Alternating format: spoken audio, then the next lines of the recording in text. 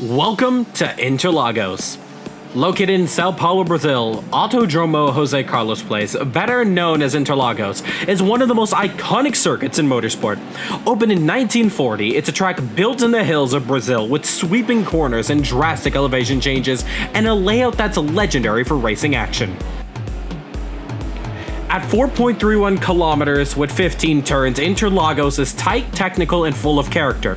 It may not be the longest circuit in the world, but it packs everything.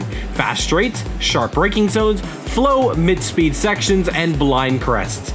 It's a favorite for Formula 1, Stock Car Brazil, and Endurance Series, and when it comes to multi-class racing, few tracks have matched the drama and traffic managed and challenged Interlagos offers.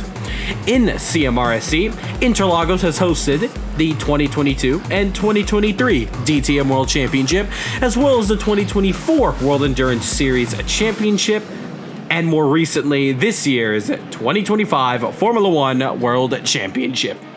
High-speed prototypes, nimble GT cars, and slower touring machines all sharing the track at the same time, that is where Interlagos shines. Timing, patience, and split-second decisions define every lap. This circuit is a masterpiece, knowing when to pass and when to yield.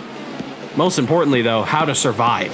So let's break down the keys of chaos and the corners that these multi-class drivers go through. Starting off with turn 1, the Senna S. The turns 1 and 2, it's a famous downhill left-right combo off the start. LMPs and GTs will dive side by side, but not only one comes out clean, it's tight, technical, and a perfect recipe for a lap 1 drama and really survival. Turn 3, Curva de Sol. Flat out sweeping left-hander that gets onto the back straight. LMPs will try to pass the slower classes here, but the exit and positioning from the Senna S's matter the most. Turn 4, Descida do Lago. A heavy braking zone at the end of the Reta Ostra. Dive bomb city for the faster classes. GTs need to watch their mirrors, as this is where the multi-class interactions get real. Turn 15, Juncao. Power up the hill and then onto the left-hander for the iconic front straight. Slower cars hug the inside while the faster cars swing to the outside. This is really where the slipstreaming begins, and you need the perfect exit to time your moves. Interlagos is never quite in multi-class peace. There's always mayhem, there's always chaos. The pressure really never drops. It's a test of racecraft, awareness, and composure, where faster doesn't always mean safer, and smart driving is probably the best way to survive, even if it means taking it slow.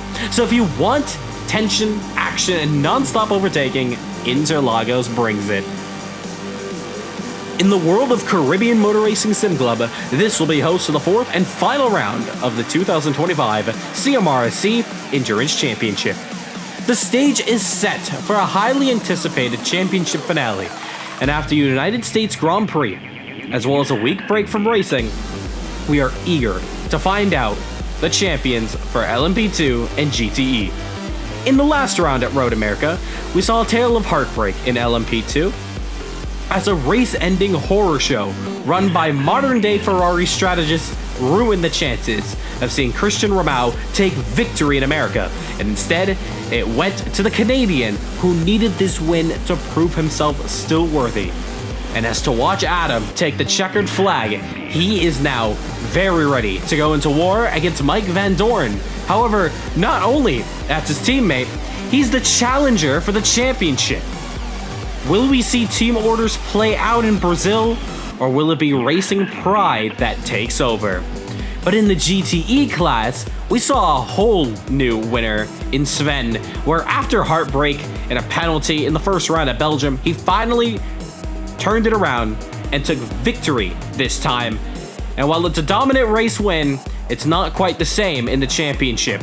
However, there's still points to gain for the ending of this one, and still many places to finish up the order.